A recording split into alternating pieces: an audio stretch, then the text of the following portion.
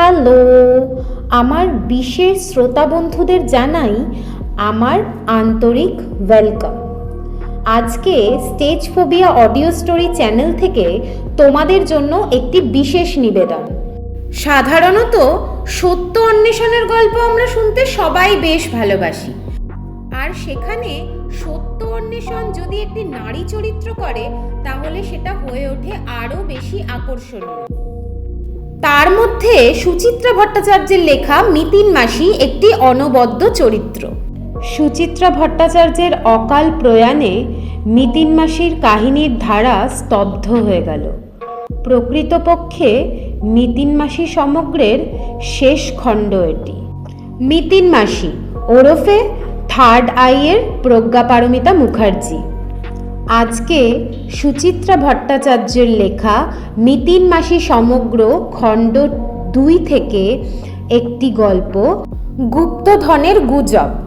তাহলে আজকের গল্পের প্রথম পর্বটি শুনে নেওয়া যাক। আর গল্প পাঠে থাকছি আমি সুরূপা রায়।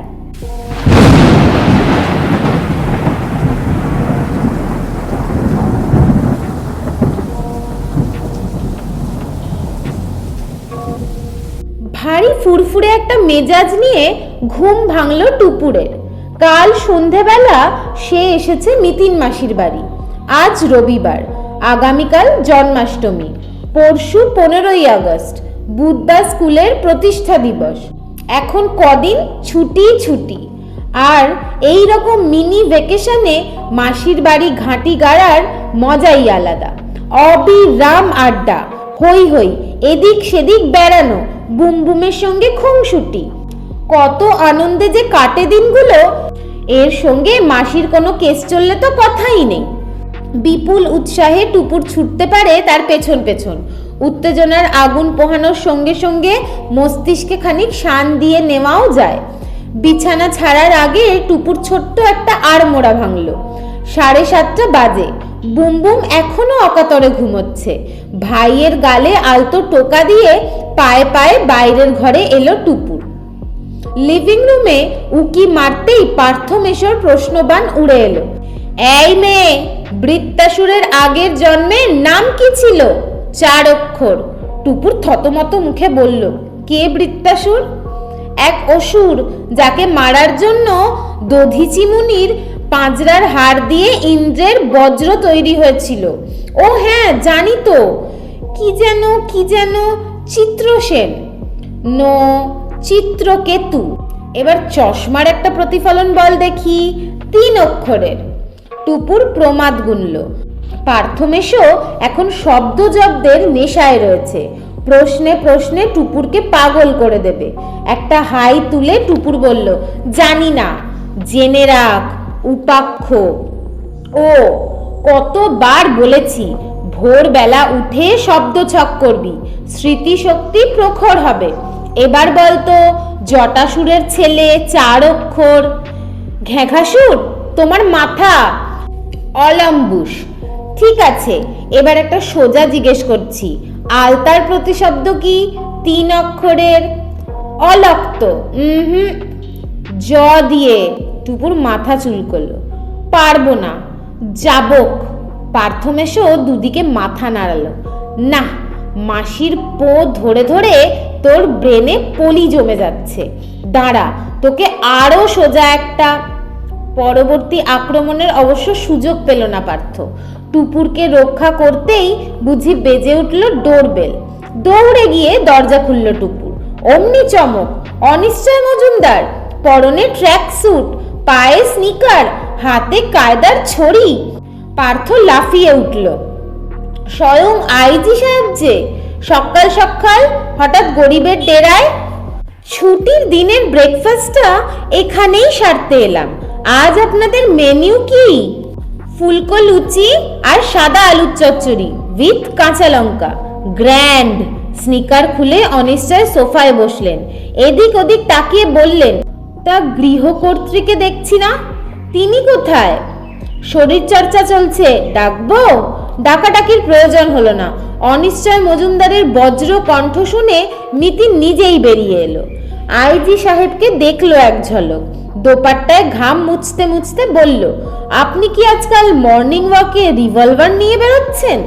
অনিশ্চয় তাড়াতাড়ি কোমরে হাত রাখলেন। কি কাণ্ড, বোঝা যাচ্ছে নাকি?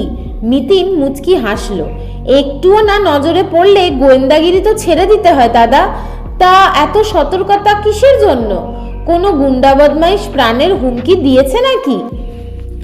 ওদের আমি থোড়াই পরোয়া করি, তবে আজকাল উগ্রপন্থীদের যা উৎপাত বেড়েছে, কাকে কখন টার্গেট করে তার ঠিক ঠিকানা নেই। একদম খাঁটি কথা, সাবধানে থাকাই তো ভালো। পার্থ সায় দিল। এত রকম অস্ত্র ওদের হাতে, বোমা, রিভলভার, অটোমেটিক রাইফেল, হাজার ধরনের বিস্ফোরক, এমনকি রকেট লঞ্চারও। টুপুর ফস করে বলে উঠল, কিন্তু এসব পাচ্ছে কোথা থেকে ওরা? দেশের মধ্যেই তৈরি হচ্ছে চোরাগোপ্তা, আর বাইরে থেকে তো আসছেই। যারা পাঠাচ্ছে তাদের ধরা যাচ্ছে না। চেষ্টার কি কসুর রাখছি রে ভাই? তবে বিদেশ থেকে অস্ত্র আমদানি ঠেকানো বড় মুশকিল, অন্তত আমাদের এই রাজ্যে।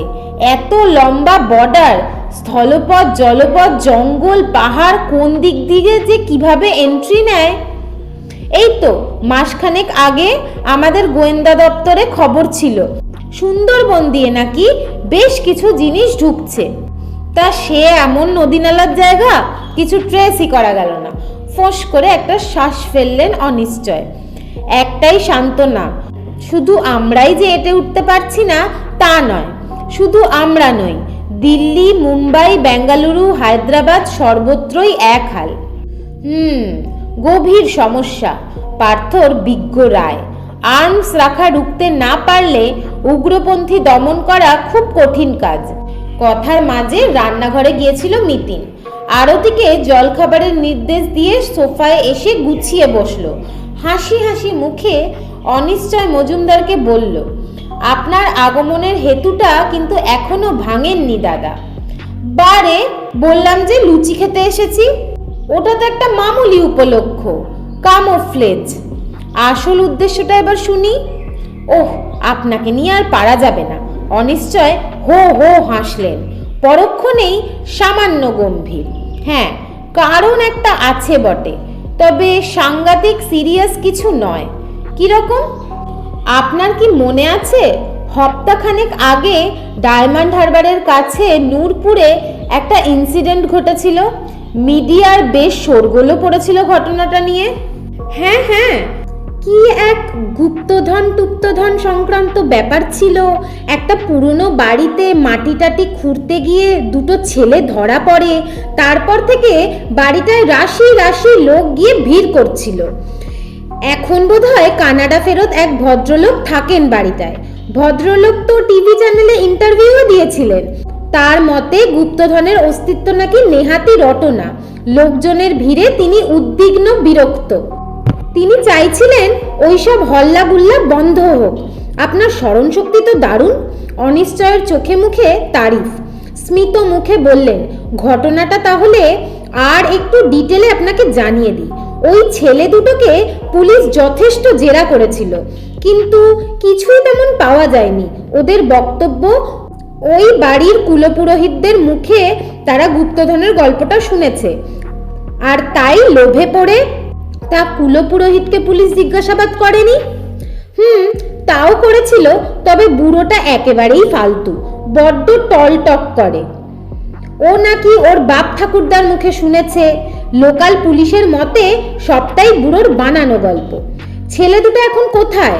নিশ্চয়ই এখনো পুলিশ কাস্টাডিতে নেই। ওদের তো পরের দিনই ছেড়ে দেওয়া হয়েছে। তেমন ক্রাইম তো কিছু করেনি, সির্ফ অন্যের বাড়িতে অনুপ্রবেশ। তাছাড়া ভদ্রলোকও কোনো কেস টেস করতে চাননি। আরতি চা রেখে গেল, সঙ্গে বিস্কুট। পেয়ালাটা অনিশ্চয়ের দিকে বাড়িয়ে ধরে মিতিন বলল, তা আমাকে এখন কি করতে হবে? গুপ্তধনের অনুসন্ধান? ঠিক তা নয়, আবার অনেকটা সেরকমও বটে। মানে? ব্যাপারটা তাহলে আপনাকে আরও একটু বিশদে বলি। কানাডা ফেরত ওই ভদ্রলোক, অর্থাৎ বাড়িটির মালিক, আমার খানিকটা পরিচিত। আমার দাদার সহপাঠী ছিলেন। অত্যন্ত পণ্ডিত মানুষ, বিদেশে অধ্যাপনা করতেন। এখানে এসেও লেখাপড়া নিয়েই থাকেন। গত পরশু উনি হঠাৎ আমার কাছে হাজির, একান্তই ব্যক্তিগত কারণে। ওর বক্তব্য গুপ্তধন নিয়ে লোকজনের কৌতূহল কমে গিয়েছে বটে, তবে অন্য এক অশান্তি আরম্ভ হয়েছে। প্রায় রাত্রিরেই নানা রকম ভৌতিক কাণ্ডকারখানা চলছে নাকি বাড়িতে। হঠাৎ হঠাৎ উদ্ভট আওয়াজ শোনা যাচ্ছে, যেমন একজোড়া সাহেব মেমের ঝগড়া, মেলি গলার কান্না, কুকুরের ডাক। তার মানে বাড়িটায় ভূত আছে? পার্থর চোখ গোল গোল। ভদ্রলোক সেখানে একা একা বাস করছেন? ভূত নিয়ে ভদ্রলোককে খুব একটা ভাবিত তো দেখালো না। ওর ধারণা ওসব মনের ভুলও হতে পারে। উনি চিন্তিত অন্য কারণে। কদিন আগে আবার উনি দুটি লোককে মাটি খুঁড়তে দেখেছেন মাঝরাত্রিরে। পাকড়াও করার চেষ্টাও করেছিলেন, কিন্তু তারা পালিয়ে যায়। এখন ভদ্রলোক ভাবতে শুরু করেছেন হয়তো কোনো গুপ্তধন থাকলে থাকতেও পারে। উনি তাই ব্যাপারটা প্রাইভেটলি ইনভেস্টিগেট করিয়ে দেখতে চান। বুঝলাম। মিতিন মাথা দোলালো। কেসটা তাই আপনি আমায় দিতে চাইছেন? কাজের চাপ বেশি না থাকলে যান না। গুপ্তধন উদ্ধার করাটা তো আপনার ভালোই আসে। হয়তো কোনো চিরকুট ফিরকুট পেয়ে গেলেন, কিংবা জটিল ধাঁধা, সেটাকে সমাধান করে। অনিশ্চয়ের মোটা গোফের ফাঁকে একফালি হাসি। ভদ্রলোকের ভালোই টাকা কড়ি আছে, আপনার প্রাপ্তিযোগ মন্দ হবে না। তবে হ্যাঁ, ভদ্রলোক বিষয়টা নিয়ে পাবলিসিটি চান না একদম। পুলিশ কিংবা মিডিয়ার হাঙ্গামা তার ঘোরতর অপছন্দ। অর্থাৎ যা করব একেবারে নিঃসারে, তাই তো? কারেক্ট। প্রয়োজনে আমি তো আছি। লুচি তরকারি এসে গেল। আহারে ভারী মনোযোগী হয়ে পড়লেন অনিশ্চয়। টোকা দিয়ে ফুটো করছেন ফুলকো লুচি। আলু পুড়ে সাপটে নিয়ে আস্ত লুচি সোজা চালান করে দিচ্ছেন মুখগহ্বরে। খান 15 লুচি উদরস্থ করে মহা তৃপ্তির একটি ঢেকুর তুললেন। থালা শেষ হতে না হতেই গরমা গরম কফি পৌঁছে গেল হাতে। বড় সড়ো কফি মগটায় চুমুক দিয়ে অনিশ্চয় ফের কথায় ফিরলেন। আপনি তাহলে ভদ্রলোককে কবে মিট করছেন ম্যাডাম? আজই যেতে পারি, দুপুর বিকেলে। গুড। আমি তাহলে ভদ্রলোককে জানিয়ে দিচ্ছি। আপনিও ওর নাম আর মোবাইল নাম্বার নোট করে নিন। টুপুর অমনি ছুটতে মিতিন মাসির মোবাইল ফোনটা নিয়ে এলো। ভদ্রলোকের পুরো নামটা শুনে তার চক্ষু চড়ক গাছ। মিনোধ্বজ মর্মরবক্ষ বাগচি। অস্ফুটে বলেই ফেললো, এরকম নাম আবার হয় নাকি? ওদের পরিবারের সকলের নামই একটু অভিনব। মিনোধ্বজ মর্মরবক্ষর বাবার নাম ছিল কপিধ্বজ কপাটবক্ষ বাগচি। তার বাবা ব্রজধ্বজ বিরাটবক্ষ বাগচি। তার বাবা ছিলেন সিংহধ্বজ সমুদ্রবক্ষ বাগচি। ব্যাস ব্যাস, আর এগোবেন না। পার্থ দুহাত তুলে থামালো। রোববারের সকালের পক্ষে ওই সিংহ পর্যন্তই যথেষ্ট। খাওয়া দাওয়া সেরে বেরোতে বেরোতে দুপুর 2টো। কাজকর্মে ঘোরাঘুরির জন্য সম্প্রতি একটা গাড়ি কিনে ফেলেছে মিতিন। লাল টুকটুকে 4 চাকাখানা সাধারণত নিজেই চালায়। আজ সারথির আসনে পার্থ। সবে মাস দেড়েক হলেও পার্থ ড্রাইভিং লাইসেন্স পেয়েছে। এখনো তার হাত তেমন সড়গড় নয়। আস্তে আস্তে চালাচ্ছে গাড়ি, অতি সাবধানে। ঠাকুরপুকুরের পর ডায়মন্ড হারবার রোড বেশ সরু। উল্টো দিক থেকে বাস লরি ধেয়ে আসে ক্রমাগত। সাইকেল, অটো, ভ্যান রিক্সারও কমতি নেই। সব দিক সামলে সুমলে রীতিমতো কসরত করে এগোতে হচ্ছে পার্থকে।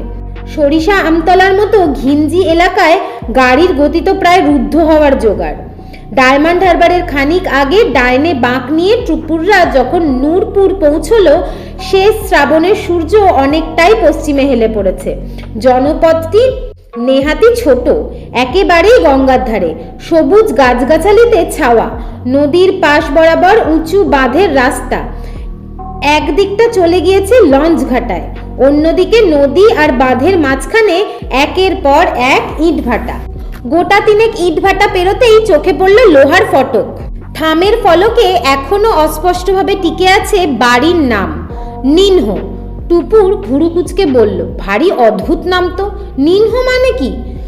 পার্থ পথশ্রমে বেজায় ক্লান্ত। তার সংক্ষিপ্ত চালক জীবনে এতখানি লম্বা পাড়ি এই প্রথম। নয় করে টানা 50 কিলোমিটার স্টিয়ারিংয়ে বসে প্রায় ধুকছে এখন। তার মধ্যেও ফুট কাটল। নিনহ মনে হয় ধ্বজাধারীদের কারো ডাক নাম। আগে না স্যার, ওটা একটা পর্তুগিজ শব্দ, মানে পাখির বাসা। মিতিন গাড়ি থেকে নামলো, গেটের ওপর চোখ চালিয়ে বলল, হর্নটা একটু বাজাও তো। আওয়াজ দিতেই কাজ হলো। প্রাচীন বাড়িখানা থেকে হন্তদন্ত পায়ে বেরিয়ে এলেন বিশাল আকায় এক ভদ্রলোক। 6 ফুটের ওপর লম্বা, চওড়া কাঁধ, টকটকে ফর্সা রং, মাথা জোড়া টাক, ফোলা ফোলা গোল মুখে খোঁচা খোঁচা পাকা দাড়ি, চোখে হাই পাওয়ারের চশমা, দশাশই বপুটি মিনোধ্বজ মর্মরবক্ষ নামের সঙ্গে যেন খাপে খাপ মিলে যায়। মিতিন নমস্কার জানিয়ে বলল, আমি প্রজ্ঞাপারমিতা মুখার্জি, অনিশ্চয় মজুমদার আমায় পাঠিয়েছেন। ধবধবে সাদা পাজামা পাঞ্জাবি পরা বছর 65 মিনোধ্বজ গেট খুলে দিলেন। হ্যাঁ হ্যাঁ, ভেলটু আমায় ফোন করেছিল, আসুন গাড়িটা ভেতরে এনে রাখুন। পার্থর আর গাড়ি নাড়ানোর ইচ্ছা নেই, বেজার গলায় বলল, এইখানেই থাক না। ভরসা পাচ্ছি না ভাই, যা সব কাণ্ড কারখানা ঘটছে। অগত্যা গাড়ি অন্দরে এলো। টুপুর লক্ষ্য করলো পাঁচিল ঘেঁষে অ্যাসবেস্টাসের ছাউনির নিচে আর একখানা গাড়ি শোভা পাচ্ছে, বেশ বড় সড়ো, হাল ফ্যাশনের, যথেষ্ট দামিও, সম্ভবত মিনোধ্বজের। নুড়ি বিছানো পথ ধরে হাঁটতে হাঁটতে মিনোধ্বজের বাড়িখানাও দেখছিল টুপুর। তাকিয়ে থাকার মতো বাড়ি বটে, পাঁচিল ঘেরা বিঘে 5 জমির মধ্যিখানে খাঁটি বিদেশি স্থাপত্য। বয়স 150 বছর তো হবেই, তবে তেমন জরাজীর্ণ নয়। জমকালো চেহারার অনেকটাই এখনো অটুট। সবচেয়ে লক্ষণীয়, হঠাৎ দেখে একতলা মনে হলো বাড়িটা আদতে দোতলা। সাদা পাথর বসানো প্রশস্ত বারান্দা থেকে মোটা মোটা ডোরিক থাম উঠে গিয়েছে স্যান্ড কাস্টিং এর রেলিং দেওয়া ছাদ পর্যন্ত। ওই থামগুলোর আড়ালে দোতলা প্রায় ঢাকা পড়ে থাকে। বারান্দাটাও বেশ উঁচুতে, পাক্কা 10 খানা সিঁড়ি পেরোতে হয়। বারান্দার ওপারে ঘর, কি লম্বা লম্বা দরজা জানলা, বাপস! দরজা জানলার মাথায় রং বেরঙি সারসিতে নকশা রীতিমতো নজর কাড়া। বারান্দা টপকে টুপুর আরো বিমোহিত। কি প্রকাণ্ড হলঘর রে বাবা! সিলিং একদম টঙে, ছাদের লেভেলে হলের দুপাশ দিয়ে জবরদস্ত 2খানা কাঠের সিঁড়ি দোতলায় যাওয়ার জন্য। দোতলার চারদিকে টানা বারান্দা, যেমন পুরনো দিনের হিন্দি ফিল্মে দেখা যায়। পলকের জন্য টুপুরের মনে হলো এমন ডাক সাইটে বাড়িতে গুপ্তধন থাকতেই পারে। সুসজ্জিত হলঘরে অজস্র অয়েল পেন্টিং, মধ্যিখানে পুরো কার্পেটের ওপর সোফা সেট। পুরনো হয়েছে সোফাগুলো, তবে ঘরের সঙ্গে মোটেই বেমানান নয়। শ্বেত পাথরের টেবিলও আছে এদিক ওদিক, কারুকাজ করা ফুলদানি আর ছোটখাটো ভাস্কর্য দিয়ে সাজানো। টুপুরদের সোফায় বসিয়ে মিনোধ্বজ বললেন, চা কফি চলবে তো, নাকি শরবত? পার্থ বলল, আমি আগে 1 গ্লাস জল খাবো। শশব্যস্ত পায়ে ভেতরে ছুটলেন মিনোধ্বজ। ফিরলেন 1 বছর 28-30-এর বিবাহিত মহিলাকে নিয়ে। তার হাতের ট্রেতে 3 গ্লাস জল। একাই সবকটা গ্লাস শেষ করে থামল পার্থ। মহিলাকে কফি বানাতে বলে মিনোধ্বজ এবার বসলেন সোফায়। সামান্য গলা নামিয়ে বললেন, আপনারা নিশ্চয়ই ভেলটুর মুখে সব শুনেছেন। মিতিন মাথা নাড়ল। মোটামুটি, তবে ডিটেলটা তো আপনিই বলবেন। কোত্থেকে শুরু করব? মিনোধ্বজকে ঈষৎ উত্তেজিত দেখালো। সেই প্রথমবার ছেলে দুটোকে যখন ধরলাম। আহা, আপনি টেনশন করবেন না, আমি আস্তে আস্তে সব জেনে নেব। মিতিন সোফায় হেলান দিল। আপনি কি এখন এ বাড়িতে একাই থাকেন? হ্যাঁ, একাই তো। মাঝে মাঝে অবশ্য সন্দীপনও রাতে থেকে যায়। তিনি কে? এ বাড়ির কেয়ারটেকার, ভেরি নাইস চ্যাপ। ও না থাকলে এ বাড়ি থোড়াই এমন বাসযোগ্য থাকতো? আমি পাকাপাকি ভাবে দেশে ফিরেছি জেনে গোটা বাড়িটাকে ও টিপ টপ করে রেখেছিল। আপনারই অ্যাপয়েন্ট করা লোক? না না, 3 পুরুষ ধরে ওরা এ বাড়ি দেখাশোনা করছে। এখন তো প্রায় ফ্যামিলি মেম্বারের মতো হয়ে গিয়েছে। তিনি এখন কোথায়? আছেন বাড়িতে? না, ও তো দুপুরবেলা নিজের বাড়িতে গেল, সন্ধেবেলা আবার আসবে। বলেই পাঞ্জাবির পকেট থেকে মোবাইল ফোন বের করলো মিনোধ্বজ। ডাকবো সন্দীপনকে? কথা বলবেন? থাক, তারা নেই। সন্দীপন বাবুর বাড়ি কোথায়? কাছেই, ডায়মন্ড হারবার রোডের মুখটায়। ফোন পেলেই মোটর বাইক নিয়ে চলে আসবে। উনি 24 ঘন্টা এখানে থাকেন না কেন? পার্থ ফাঁস করে প্রশ্ন জুড়ল। আপনি বয়স্ক মানুষ, যে কোনো সময় আপনার তাকে প্রয়োজন হতে পারে, এতে ওর কোনো দোষ নেই। প্রথম কথা, আমি নিজেকে এজেড ভাবি না। I am only 66, absolutely fit and strong. Secondly, আমার একটা বাজে অভ্যেস আছে, দীর্ঘদিন বিদেশবাসের কুফল আর কি। বাড়িতে সারাক্ষণ পরিবারের বাইরের কেউ ঘাড়ে নিঃশ্বাস ফেলবে, এ আমার মোটেই পছন্দ নয়। মিনধ্বজ আলতো হাসলেন। সন্দীপন তো আগে এখানেই থাকতো, আমি ওকে বাড়ি পাঠিয়ে দিয়েছি। এখন তার কাজ রোজ একবার করে দর্শন দেওয়া, আর আমি হাঁক মারলেই তুরন্ত হাজির হওয়া। চটপট আসতে যেতে যেন অসুবিধে না হয়, তাই মোটর বাইকও কিনে দিয়েছি ছেলেটাকে। ভালোই করেছেন। নিতিন গলা ঝাড়ল। আপনার কাজের মেয়েটিও নিশ্চয়ই রাতে এখানে থাকে না? প্রশ্নই নেই। করুণা রান্নাবান্না সেরে সন্ধে নাগাদ চলে যায়। তারপর থেকে সারাক্ষণ আপনি একা? হ্যাঁ, যদি না কোনোদিন সন্দীপনকে আটকে রাখি। আপনি আটকান কেন? আরে আমি কি একেবারে অসামাজিক মানুষ? মিনধ্বজ হো হো করে হেসে উঠলেন। এক আধ দিন কি মানুষের সঙ্গ ভালো লাগতে নেই? নিতিনও হেসে ফেলল। আবার কি একটা প্রশ্ন করতে যাচ্ছিল, করুণাকে দেখে থেমে গেল। কফি আনলো করুণা, সঙ্গে 3 প্লেটে অমলেট, চানাচুর, সন্দেশ। খাদ্যবস্তু দেখেই পার্থর চোখ চকচক। টুপুরেরও অল্প অল্প খিদে পাচ্ছিল। যা খারাপ রাস্তা দিয়ে এসেছে, ঝাঁকুনিতেই দুপুরের ভাত কখন হজম। মেশোর দেখা দেখি হাতে প্লেট তুলে নিল। অমলেট কাটলো চামচে। মিনধ্বজেরও হাতে কফি মাগ। নিতিনও চুমুক দিচ্ছে উষ্ণ পানীয়ে। করুণা দৃষ্টির আড়াল হতে নিতিন থমকে যাওয়া প্রশ্নটায় ফিরল। আচ্ছা মিস্টার বাগচি, প্রথম দিন ঠিক কোন সময় দুটো ছেলে মাটি খোঁড়াখুড়ি করতে গিয়ে ধরা পড়ে? রাত্রিরে, অ্যারাউন্ড 11টা। সেই রাত্রিরে কি সন্দীপন বাবু এখানে ছিলেন? হ্যাঁ ছিল, বলেই তো সেবার দুটো ছেলেকে ধরা গেল। রাতে খাওয়া দাওয়া সেরে আমি দোতলায় নিজের কাজকর্ম নিয়ে বসেছিলাম। একটা জটিল সমীকরণ মিলছিল না কিছুতেই।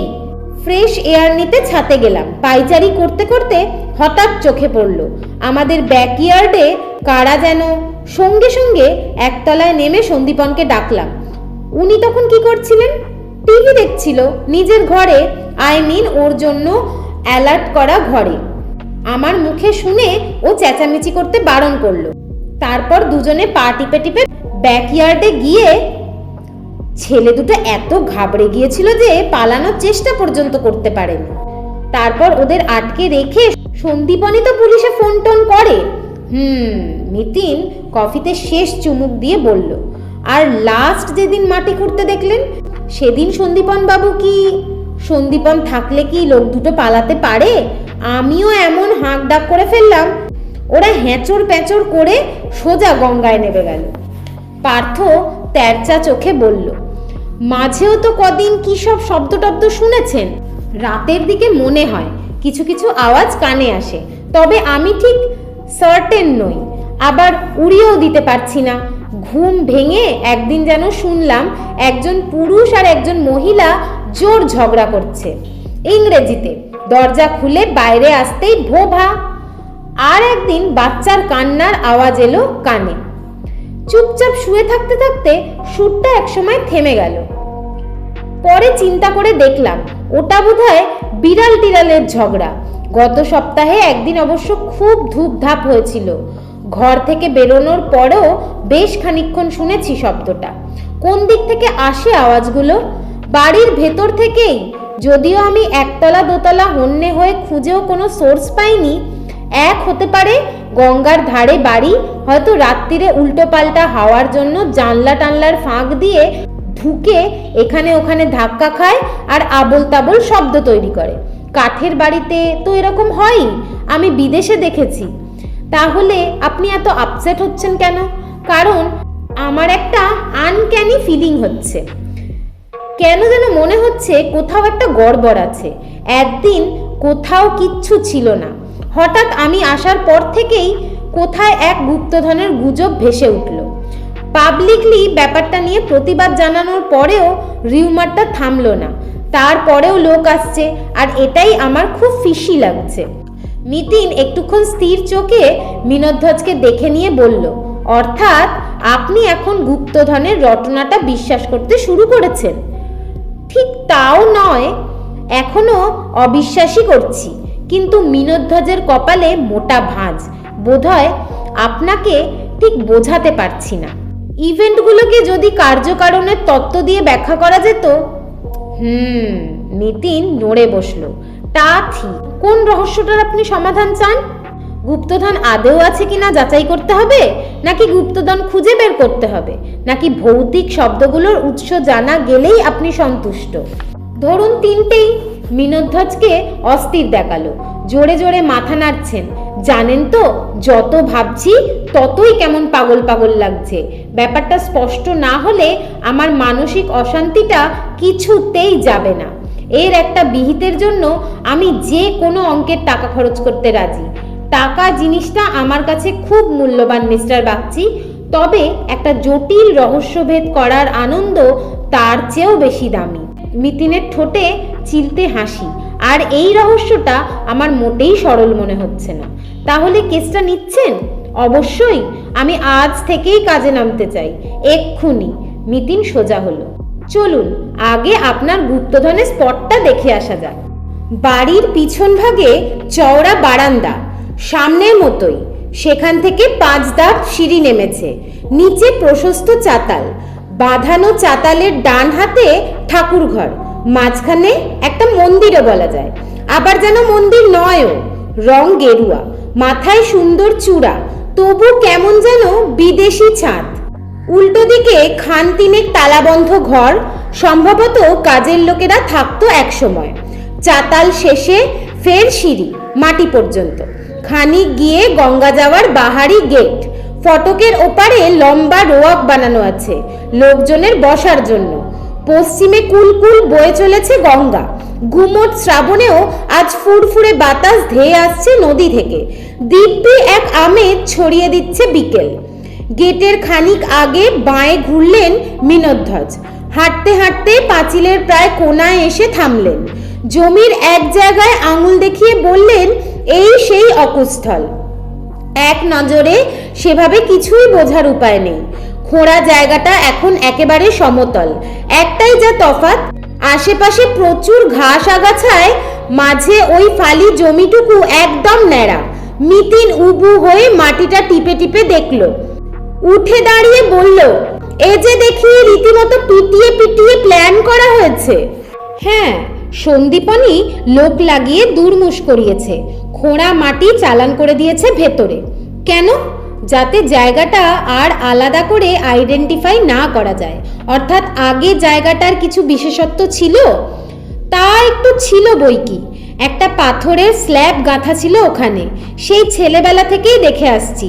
ওই পাথরের তলায় গুপ্তধন থাকতে পারে এমন আজগুবি চিন্তা ভুলেও কখনো মাথায় আসেনি।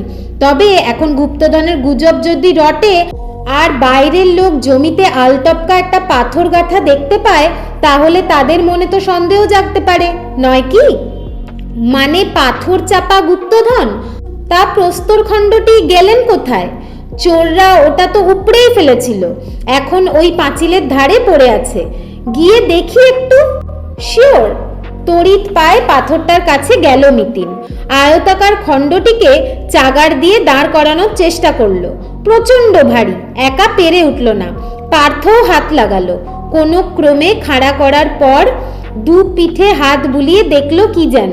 ফের সস্থানে শুইয়ে দিয়ে বলল, প্রথম কাজ শেষ। এখন আপনার বাড়িটা একটু ঘুরে দেখি চলুন। কাঠের সিঁড়ি বেয়ে এবার দোতলায় ওঠার পালা। ঘরের কোনো অন্ত নেই, গোটা 3-4 খোলা, বাকিগুলোয় তালা ঝুলছে। দরজা জানলাগুলো একই প্যাটার্নের, লম্বা লম্বা, কাঠ আর কাঁচের পাল্লা বসানো, মাথায় রঙিন কাঁচের নকশা। কড়িবর্গাওয়ালা উঁচু উঁচু সিলিংয়ে অদ্ভুত এক প্রাচীন গন্ধ। মুগ্ধ চোখে দেখতে দেখতে পার্থ বলল, আপনার পূর্বপুরুষদের টেস্ট ছিল। খাসা বাড়িখানা বানিয়েছিলেন কিন্তু। ধুস, আমরা বানাতে যাব কেন? মিনোধ্বজ হেসে ফেললেন। বাড়িটা তো ছিল এক পর্তুগিজ ব্যবসায়ীর, নাম ফ্রান্সিস ডি আলমিডা। ব্রিটিশদের সঙ্গে কোনো কারণে তার বিবাদ বেঁধেছিল। তখনই প্রায় জলের দরে আমার ঠাকুরদা শিখিধ্বজ শালমলি বক্ষ বাগচিকে বাড়িটা বেচে দিয়ে তিনি দেশে ফিরে যান। এখন থেকে প্রায় 100 বছর আগে। তখন থেকেই বুঝি আপনারা এখানে? না না, শিক্ষিতজ তো কখনো থাকেননি।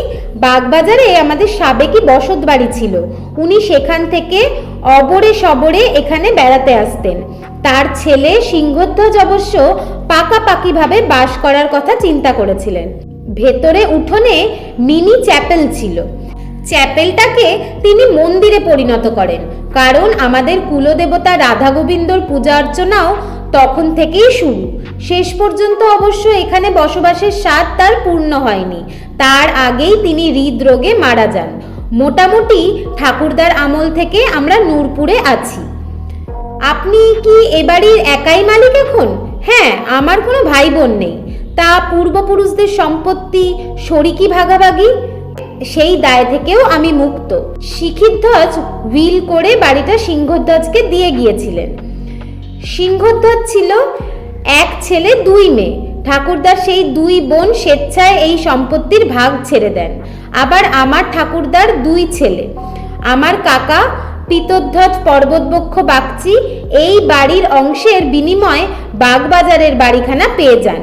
সুতরাং তাল গলে এ বাড়ির আর কোনো ভাগিদার থাকলো না। গল্প শুনতে শুনতে গোটা দোতলাই চক্কর মারা হয়ে গেল। শেষে স্টাডিতে এনে টুপুরদের বসালেন মিনোধ্বজ। চরম অগোছালো ঘর, দেওয়াল, আলমারি, র্যাক, টেবিল, ইজি চেয়ারের হাতল, মেঝে, সর্বত্রই শুধু বই আর বই। একটি টেবিলে কোনো ক্রমে স্থান পেয়েছিল কম্পিউটার। টিভিকে বসানো হয়েছে বেটে টুলে। চটপট চেয়ারে স্তূপীকৃত বইগুলো মেঝেই নামিয়ে দিলেন মিনোধ্বজ। অপ্রস্তুত মুখে বললেন, এর মধ্যেই কষ্ট করে বসতে হবে কিন্তু। মিতিন বসল না, দাঁড়িয়ে দাঁড়িয়ে বলল, নেক্সট স্টেপটায় এগোনোর আগে একটা দুটো চিন্তা আমার মাথায় ঘুরছে। কিছু ডেলিকেট প্রশ্ন করছি, আশা করছি জবাব দিতে আপনার অসুবিধে নেই। বলুন, কি প্রশ্ন? যেমন ধরুন, গুপ্তধন থাকার মতো আপনাদের সঙ্গতি ছিল কিনা। সেকেন্ডলি, ধন সম্পদ লুকিয়ে রাখার কোনো জোরালো কারণ কখনো ঘটেছিল কিনা। পার্থ ফস করে বলল, শুধু ওদের কথাই ধরছো কেন? সেই পর্তুগিজ ব্যবসায়ী ফ্রান্সিস ডি আলমিডা, তারও তো কোনো লুকোনো সম্পদ থাকতে পারে। তিনি এই বাড়িতে ধনসম্পত্তি পুঁতে রেখে দেশে চলে গেলেন। ভদ্রলোক কি উন্মাদ ছিলেন? তা অবশ্য ঠিক। পার্থ মাথা চুলকোলো। যদি কিছু থাকেও, সেটা মিনোধ্বজ বাবুরই পূর্বপুরুষ। মিনোধ্বজ একটু সময় নিয়ে বললেন, দেখুন ম্যাডাম, আমি চিরকাল পড়াশুনো নিয়েই থেকেছি, তার ওপর বহুকাল বিদেশে। তাই পূর্বপুরুষদের কাহিনী আমার খুব একটা জানা নেই। তবে যতদূর যা শুনেছি, রাজশাহীতে, মানে এখন যেটা বাংলাদেশ, আমাদের নাকি জমিদারি ছিল। প্রজাদের খাজনার টাকাতেই আমার পূর্বপুরুষেরা বসে বসে খেতেন, গান বাজনার চর্চা করতেন, পায়রা ওড়াতেন, বিড়ালের বিয়ে দিতেন। ফুর্তির দাপটে সেই জমিদারি একসময় নাকি ক্রোক হয়ে যায়। তবে ততদিনে আমার গুণধর পূর্বপুরুষরা বেশ কয়েকটা বাড়ি তৈরি করে ফেলেছিলেন উত্তর কলকাতায়। ঠাকুরদাকে পরে আমার বাবাকেও দেখেছি ওইসব বাড়ির ভাড়ার টাকাতেই দিব্যি সংসার চালাতেন। অভাব অনটন হয়নি, সচ্ছলই ছিলাম।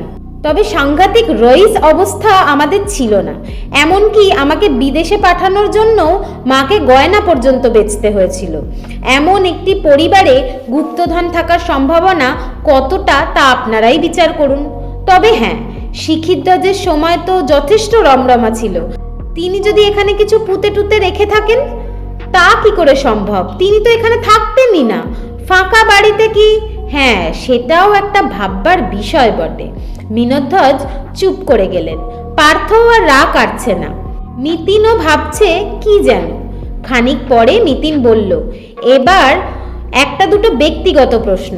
আপনি তো দীর্ঘকাল বিদেশে ছিলেন। হ্যাঁ, প্রায় 40 বছর। আগাগোড়াই কানাডায়? না, প্রথমে বছর 10 বস্টন, বাকি সময়টা ও দেশে। টরন্টোর কাছে ওয়াটারলু বলে একটা ছোট্ট শহর আছে, ওখানেই ইউনিভার্সিটিতে পড়াতাম, অঙ্ক, পিওর ম্যাথামেটিক্স। হঠাৎ চলে এলেন কেন? আমার স্ত্রী বছর 8 আগে ক্যান্সারে মারা গিয়েছেন। তিনি ছিলেন আমেরিকান। আমার ছেলে মেয়ে দুজনেই ওখানে সেটেলড। একজন অটোয়া, অন্যজন ভ্যাঙ্কুভারে থাকেন। একা একা ওয়াটারলুতে মন্দ ছিলাম না। তবে বছর 4-5 ধরে মনে হচ্ছিল একাই যদি থাকি কেন নূরপুরে নয়, মরতে হলে দেশের মাটিতে মৃত্যুই তো ভালো। তাও ফাইনাল ডিসিশন নিতে খানিকটা দেরি হয়ে গেল। আপনি যে পার্মানেন্টলি চলে আসছেন তা কি এখানে কাউকে জানিয়েছিলেন? তেমন কেউ তো নেই। বাবা বছর 20 আগে গত হয়েছেন, মা গিয়েছেন 7 বছর। তবে সন্দীপনকে ইন্টিমেট করেছিলাম আসার মাস 6 আগে। সন্দীপন বাবু কতদিন এ বাড়ির দেখাশোনা করছেন? বছর 3। তার আগে তো সন্দীপনের বাবাই। তিনি কি মারা গিয়েছেন? না না, আছেন, তবে বয়স হয়েছে তো আর পেরে উঠছিলেন না। আমাকে জিজ্ঞেস করেই উনি সন্দীপনের হাতে বাড়ি ছেড়েছেন। ওটা কি সন্দীপন বাবুরই হোল টাইম জব? ওর বাবা পর্যন্ত তাই ছিল। তবে সন্দীপনকে আমি ছাড় দিয়েছি। ক টাকাই বা মাইনে, মাত্র 8,000। আজকালকার দিনে তাতে কি চলে? সন্দীপন একটা টিউটোরিয়াল হোম খুলেছে আরও 2জন বন্ধু মিলে। দুটো রোজগারে ওর মোটামুটি কুলিয়ে যায় বলেই মনে হয়। সন্দীপন বিয়ে থা করেনি? এখনো ঝাড়া হাত পা। ওকে, আপাতত এইটুকুই যথেষ্ট। নিতিন ঘড়ি দেখল। এবার কি আমি এ বাড়ির লোকজনের সঙ্গে কথা বলতে পারি? সন্দীপনকে ডাকি তাহলে। তিনি আসুন না ধীরে সুস্থে, তার আগে একবার করুণাকে মিট করি। আপনি বরং ততক্ষণ আমার হাজব্যান্ডের সঙ্গে। করুণাকে কি জিজ্ঞেস করবেন? ও কি বা জানে। অনেক সময় বিন্দুতেও সিন্ধু দর্শন হয় মিস্টার বাগচি। বেশ, বলুন কথা। শুধু একটাই রিকোয়েস্ট, ভূত টুতের প্রসঙ্গ তুলবেন না। মেয়েটির হাতের রান্না ভারী চমৎকার। ভয় পেয়ে কাজ ছেড়ে পালালে আমার সমূহ বিপদ। কি সরল অনুনয়। টুপুর ফিক করে হেসে ফেলল। রান্নাঘরটি যথারীতি বড় সড়ো, ছিমছাম, সাজানো গোছানো। Gas chimney, fridge, micro oven, toaster, mixer grinder, আধুনিক রন্ধনশালার সমস্ত উপকরণই মজুদ। দেওয়ালে কাঠের খোপটোপ বসিয়ে দিব্যি বাহার আনা হয়েছে ঘরখানায়। মিশ কালো গ্রানাইট পাথরের স্ল্যাবের সামনে দাঁড়িয়ে আটা মাখছিল করুণা। হাত চালাতে চালাতে গান গাইছে গুনগুন। নিতিন টুপুরের আকস্মিক আবির্ভাবে চমকালো জোর। কাছে গিয়ে অবলীলায় করুণার কাঁধে হাত রাখলো নিতিন। তোমার সঙ্গে একটু আলাপ করতে এলাম ভাই। নিতিন মাসির এই কায়দাটা ভালোই কাজ দেয়, দেখেছে টুপুর। ঘনিষ্ঠ ব্যবহারে আপ্লুত হয়ে অনেক সময়ই মনের প্রাণের কথা বলে ফেলে কাজের লোকজন। করুণা অবশ্য সহজ হয়নি, অস্ফুটে বলল, আমার সঙ্গে কি কথা দিদি? বারে, এক জায়গায় বেড়াতে এলাম, বাড়ির সবার সঙ্গে চেনা জানা করবো না? এবার থেকে হয়তো মাঝে মাঝেই আসবো। কেন? এমনি, জায়গাটা ভারী সুন্দর তো। আমি জানি আপনারা কেন এসেছেন। শ্যামলা রং, ছোটখাটো চেহারার বউটার ঠোঁটে পলকা হাসি উকি দিয়েই মিলিয়ে গেল।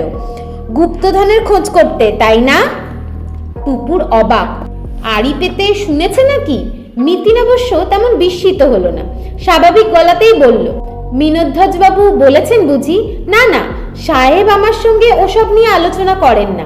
আমি আন্দাজেই। ও, নিতিন আর ঘাটাঘাটিতে গেল না, নরমভাবেই বলল, যাকগে যাক, যা কানে গিয়েছে তা কানেই রাখো, 5 কান করো না। হ্যাঁ? করুণা ঢক করে ঘাড় নাড়ল। 2-1 সেকেন্ড নীরব থেকে নিতিন ফের বলল, তুমি তো জেনেই ফেলেছ কেন এসেছি। এবার তাহলে তোমায় কটা প্রশ্ন করি। ঠিক ঠিক জবাব দেবে কিন্তু। টুপুর ফুট কাটল। বানিয়ে বললে মাসি কিন্তু ধরে ফেলে। বানিয়ে বানিয়ে কেন বলবো? করুণা যেন সামান্য ঝেঁঝে উঠল। আমি কাজ করি, চলে যাই, আগডুম বাগডুম বকে আমার কি লাভ? বটেই তো, বটেই তো। নিতিন করুণার পিঠে আলতো চাপড় দিল। তুমি থাকো কোথায় গো? এই তো বাস স্ট্যান্ড পেরিয়ে বাঁয়ে একটা রাস্তা ঢুকেছে, হেঁটে গেলে মিনিট 20 লাগে। শুধু কি এই বাড়িরই কাজ করো? হ্যাঁ দিদি, গোটা দিনটা তো এখানেই কাটে। সেই সকাল 8টায় ঢুকি, সন্ধ্যের আগে ছুটি মেলে না। ঢাউস বাড়ির দোতলা, একতলা, ঝাড় পোঁছ, বাসন মাজা, কাচাকুচি, রান্নাবান্না, সাহেবকে খেতে দেওয়া কম কাজ? একা হাতে সব করো? সন্দীপন দাদা ঘর বোঝাবুঝির জন্য আলাদা লোক রাখতে চেয়েছিলেন, সাহেব রাজি হননি। বাড়িতে গন্ডায় গন্ডায় লোক ঘুরে বেড়ালে সাহেবের অস্বস্তি হয়। তাহলে মাইনেও নিশ্চয়ই ভালোই পাও। 3000 দেন। কবে কাজে লেগেছ? সাহেব আসার পর থেকেই এই তো 4 মাস চলছে। যখন এলাম তখন তো সাহেবের অর্ধেক বাক্স প্যাটরা খোলাই হয়নি, তারপরেও আবার এক প্রস্ত জিনিসপত্র এলো। অবশ্যই সবেতেই শুধু বই আর বই। আমি আর সন্দীপন দাদা যে কতদিন ধরে খালি বই গুছাগুছি করেছি। করুণার ঠোঁট ওল্টালো। অত বই পড়ে মানুষের যে কি হয় কে জানে, বোধহয় তোমার সাহেবের মতো খ্যাপাটে বনে যায়। কথাটা মনে ধরলো করুণার, মুখ টিপে হাসলো। তার হাসির মাঝেই নিতিন আচমকা জিজ্ঞেস করলো, তাও এ বাড়ির গুপ্তধনের ব্যাপারে তুমি কি জানো? করুণা যেন থতমত খেলো। আমি কি বলবো? শোনোনি, দুটো চোর গুপ্তধন খুঁজতে এসে ধরা পড়েছিল, গেওখালি থেকে এসেছিল। এ কথা তো নূরপুরের লোকের মুখে মুখে ফিরছে দিদি। তারা নাকি গেওখালি থেকে এসেছিল, পুলিশ নাকি তাদের খুব পিটিয়েছে। গেওখালি? টুপুর মিতিন মাসির দিকে তাকালো। সে তো পূর্ব মেদিনীপুর, সেখান থেকে দক্ষিণ 24 পরগনায় এসে মাটি খুঁড়ছিল। গেওখালি কি এমন দূর বোন? আমাদের ঘাট থেকে ফেরি ধরলে জোর 10-15 মিনিট। সারাক্ষণই তো এপার ওপার চলছে। ঠিকই তো, মিতিন সায় দিল। তুমি আর কিছু শোনোনি? বললাম যে সবাই আলোচনা করছে। আচ্ছা, গুপ্তধনের কথা কি ইদানিং উঠেছে নাকি আগেও ছিল? গুজব তো একটা ছিলই দিদি, তবে আগে কেউ তেমন মাথা ঘামাতো না। গঙ্গার ধারে এমন একটা প্রাসাদ পড়ে থাকলে কত কথাই তো রটে। ছেলে দুটো ধরা পড়তে এখন মাতামাতি শুরু হয়েছে। কদিন যা গেল বাবা, ভিড়ে ভিড়, গেট টপকে এসে সব উকি ঝুঁকি মারছে। টিভির লোকেরাও তো খবর পেয়ে ছুটে এসেছিল। সাহেব তো তখন রেগে কাঁই, ঠাকুর মশাইকে এই মারেন তো সেই মারেন। ঠাকুর মশাই মানে এই বাড়ির কুলপুরোহিত? হ্যাঁ গো দিদি, রোজ দুবার করে আসে আর খানিক অং বং চং করে চলে যায়। গুজবটা বুঝি উনিই ছড়াচ্ছেন? এই অপকম্ম আর কে করবে? সারাক্ষণ গাজার নেশায় টং, মুখে অহরহ আজগুবি বুলি। নূরপুরের কেউ ওর কথা ধরে না। ছেলে দুটো বাইরের ছিল বলেই হয়তো। আর ওরা দুটোতে হানা না দিলে থোড়াই লোকে ঠাকুরমশাইয়ের গল্প নিয়ে মাথা ঘামাতো। তাহলে কি গুপ্তধনের খবরটা ভুল? বললাম তো, আজগুবি।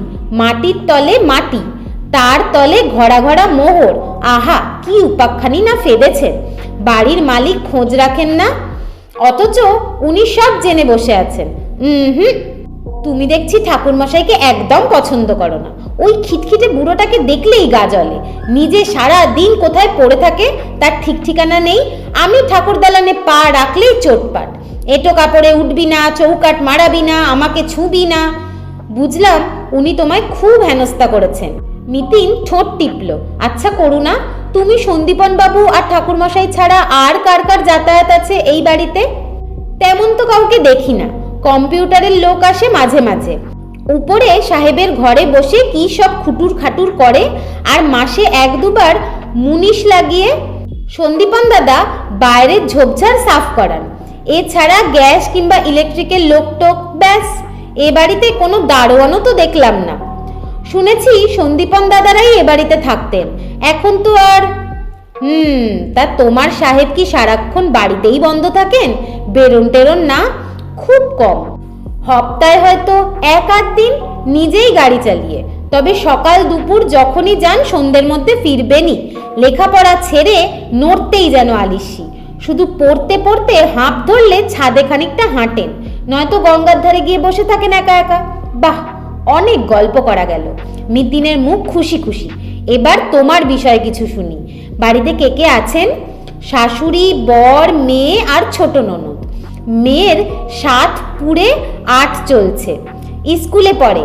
ননদের অবশ্য অগ্রাণে বিয়ে। কি করেন তোমার বর? আগে ভ্যান রিক্সা চালাতো, মালিকের সঙ্গে ঝামেলা হয়েছিল, বসিয়ে দিয়েছে।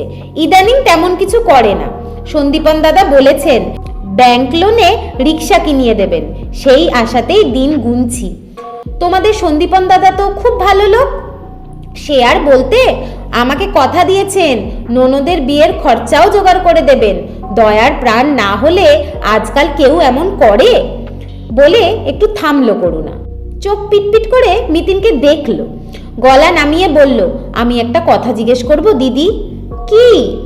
এত যে প্রশ্ন করছেন, আপনি কি মেয়ে পুলিশ? কাছাকাছি, মেয়ে গোয়েন্দা। করুণা কি বুঝলো কে জানে, একটুক্ষণ চুপ করে থেকে বলল, গুপ্তধন আছে কি না জানি না, আমার বর বলে বড় বাড়ির ব্যাপার, মণিমাণিক্য কোথাও থাকতেও পারে, কিন্তু দিদি সেটা উদ্ধার করা কি সোজা কথা? মেয়েরা কি এসব পারে? এই তুমি আমার মাসিকে কি ভাবছো বলো তো? টুপুর আর মুখ বুজে থাকতে পারল না, চোখ ঘুরিয়ে বলল, মাসির এলেম সম্পর্কে তোমার ধারণা আছে? কত খুনে ডাকাত বদমাইশ ধরেছে জানো? এই তো কিছুদিন আগে কেউ তার গুণপনার ব্যাখ্যান শুরু করলেই চটপট তাকে থামায় নিতিন। কিন্তু কি আশ্চর্য, এখন চুপচাপ শুনে যাচ্ছে, নাকি শুনতেই পাচ্ছে না। হঠাৎই করুণা টুপুরকে হতবাক করে তীর বেগে দরজায় ছুটে গেল এবং সঙ্গে সঙ্গে কাকে যেন কড়া ধমক, আপনার এই অভ্যেসটাও আছে তাহলে? বাইরেটায় এসে টুপুর হাড় দিকদিকে বেটে চেহারার এক বৃদ্ধ কাঁচুমাচু মুখে দাঁড়িয়ে, ধবধবে সাদা চুল, কপালে রক্ত তিলক, ডেবা ডেবা চোখ দুটো করমচার মতো লাল, খেটো ধুতির প্রান্তখানা খালি গায়ের চাদরের মতো জড়ানো, হলদেটে পইতে থেকে এক থোকা চাবি ঝুলছে। ইনি তবে এবাড়ির ঠাকুর মশাই। মিতিন ফের দাবড়ালো, আড়াল থেকে কি শুনছিলেন? হ্যাঁ, কিছুই না তো। ঠাকুর মশাই ঢোক গিললেন, করুণার কাছে একটু জল চাইতে এসেছিলাম, কথা চলছে বলে ভেতরে ঢুকিনি। মিথ্যে বলবেন না, চলুন চলুন আমার সঙ্গে। কোথায়? আপনার জায়গায়, ঠাকুর দালানে। এমন কর্তৃত্বের সুরে হুকুম ছুড়ল মিতিন। সুর সুর করে হাঁটা শুরু করলেন বৃদ্ধ। করুণার ভারী আহ্লাদ হলো, হাসলো মুখে আঁচল চেপে। পিছনের চাতালে এসে থামল মিতিন, বেজার মুখে বৃদ্ধ। তীক্ষ্ণ চোখে তাকে নিরীক্ষণ করে মিতিন বলল, নেশা করে আছেন মনে হচ্ছে। ঠাকুর মশাইয়ের গোমড়া জবাব, বাবার প্রসাদকে নেশা বলে না।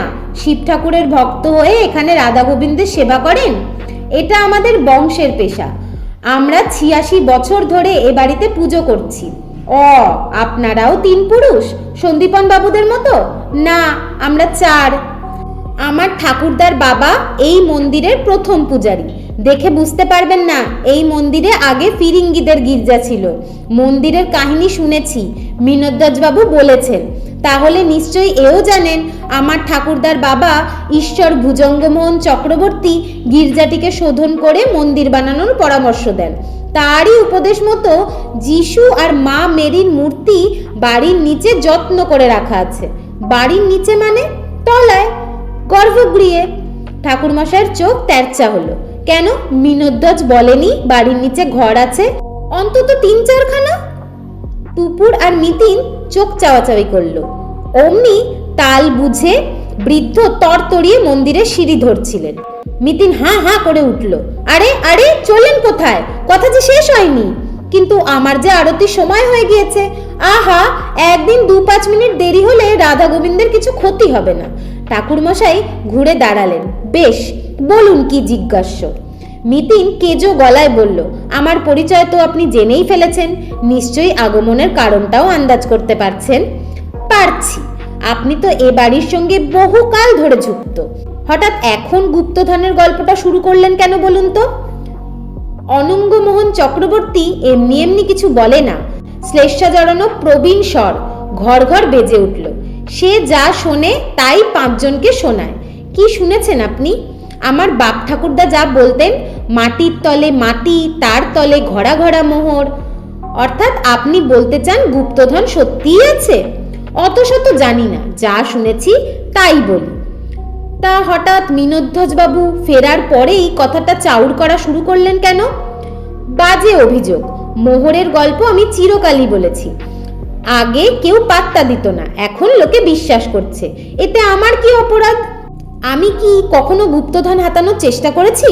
অপরাধী অপরাধী ভাব মুছে ফেলে বেশ তেজের সঙ্গে কথা বলছেন অনঙ্গমোহন। খয়াটে শরীর টান টান করে বললেন, শুনুন ভাই, পুজো আর্চা করে খাই বটে, আমার কিন্তু খুব ফেলনা পরিবার নয়।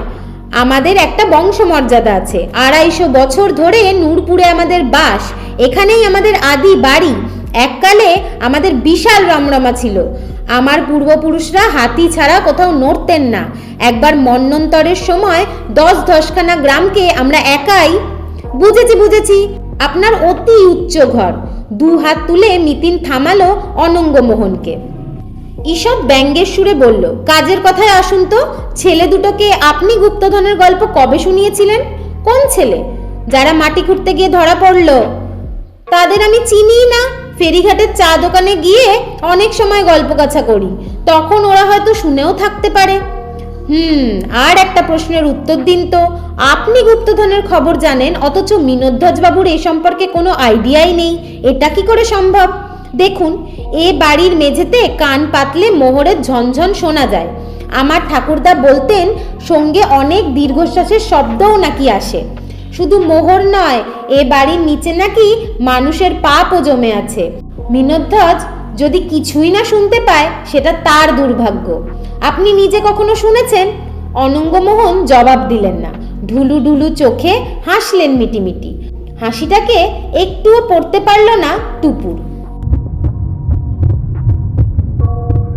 আমার আজকের প্রথম পর্বটি এখানেই সমাপ্ত।